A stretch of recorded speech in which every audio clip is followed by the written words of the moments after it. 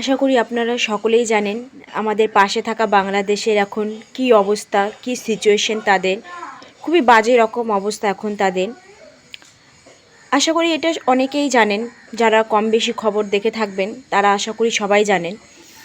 আমার না দেখে খুব খারাপ লাগলো। আমি সচরাচর খুব একটা খবরের চ্যানেল বা খবর আমি খুব একটা বেশি দেখি না, কিন্তু যেহেতু আমাদের বাংলাদেশে অনেক রিলেটিভ আছে তার জন্য আমরা বাংলাদেশের খবরটা টুকটাক দেখি। তো কালকে আমি যখন বাংলাদেশের কিছু ভিডিও দেখছিলাম, ভিডিও বা খবর যাই বলেন আপনারা, আমি যখন দেখছিলাম আমি দেখলাম একটা হিন্দু লোককে খুবই বাজেভাবে মারধর করে তাকে উলঙ্গ অবস্থায় জ্যান্ত পুড়িয়ে মারা হচ্ছে। আমার দেখে বিশ্বাস করুন খুবই খারাপ লাগলো। শুধুমাত্র যে তিনি হিন্দু তার জন্য যে সেটা নয়, সেখানে যদি একজন মুসলমানও কেউ থাকতেন তবুও তার জন্য আমার ভীষণ খারাপ লাগতো, আমি কষ্ট পেতাম।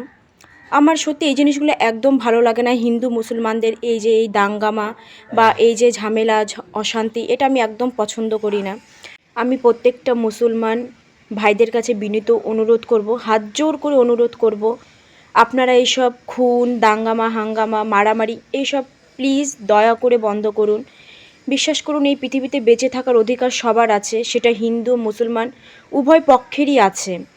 আমি হিন্দু মুসলমান দুজনদেরকেই বলবো, আপনারা পারলে একটা সুস্থ সাধারণ একটা সুস্থ নাগরিক দেশ গড়ে তুলুন, যেটা আপনার আমার সবার জন্য ভীষণ দরকারি, ভীষণ প্রয়োজন।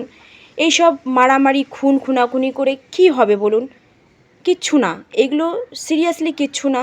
আমি বাংলাদেশের প্রশাসন বা যারা উপরে বসে আছেন আমি তাদেরকে বিনীতভাবে হাত জোর করে বলবো, আপনি তাদেরকে সাহায্য করুন। এই যে খুনাখুনি যে ব্যাপারগুলো হচ্ছে এগুলো পারলে মানে অতি শীঘ্র বন্ধ করুন।